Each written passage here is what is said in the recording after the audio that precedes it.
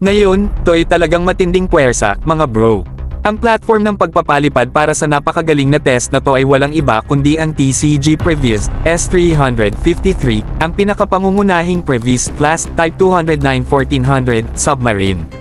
At alam nyo ba, kamakailan lang itong na-upgrade gamit ang homegrown MUREN Combat Management System sa pamamagitan ng MURENPREV-EZE project.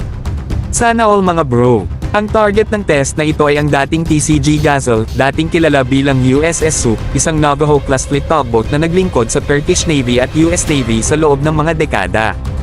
At, wow, talaga namang napakagaling. Sa loob lamang ng ilang minuto matapos ipalipad, agad na napasuko ng AKYA torpedo ang target nito. Sinadyang ilubog ito sa kailaliman. Ang mas nakakabilib pa, ang AKYA ay ini-launch at kinontrol gamit ang state-of-the-art na MUREN Combat Management System. Talagang deadly combination ng pinakabagong teknolohiya at matiyagang pagpapatupad. Agad namang nagbahagi ng tagumpay na ito ang Turkish Ministry of Defense sa kanilang mga social media accounts.